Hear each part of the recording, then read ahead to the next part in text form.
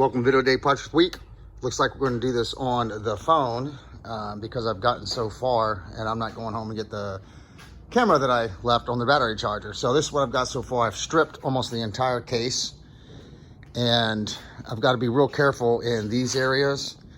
I don't want to damage these corners in any way. So I've got to come in with a bristle brush. I've got a nylon bristle brush and I've got also a metal bristle brush. You've got to be careful which one you use and what spot, because the metal bristle brush sometimes can scratch the surface and it's harder bristles. The little nylon ones, you can get up in there and it won't damage the the edges of what you're working on. So I'm gonna have to let that sit longer, but I've got almost everything completely done. I used a scraper for most of it, and in these areas here where the molding is and these little designs are, I've had to apply paint stripper into those areas.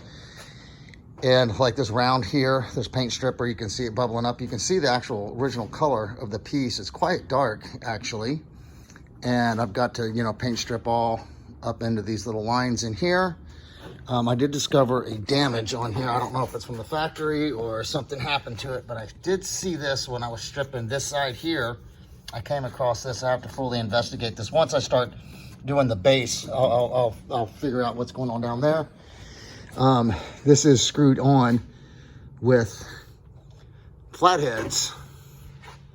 There's one missing here and there's one here. I don't know what this nail's for, but this piece is held on. It's screwed on to the top of it, and it's flatheads. And Phillips heads were invented in 1932 by John Thompson. And I'm not sure when Phillips were used in furniture, but that's a good sign that kind of dates this piece too. Just because there's Phillips flatheads doesn't mean that weren't Phillips invented already.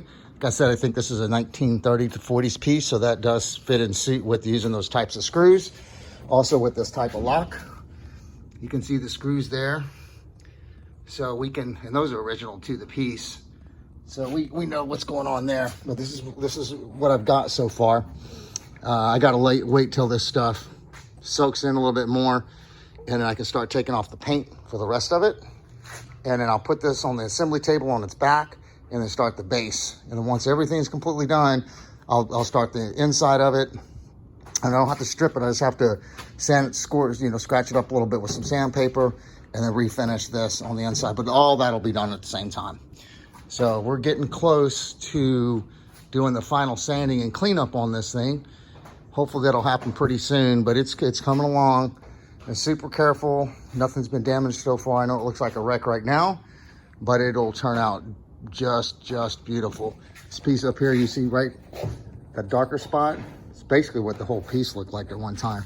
Look at this top. Look how dark that spot is. So it's gonna look really awesome.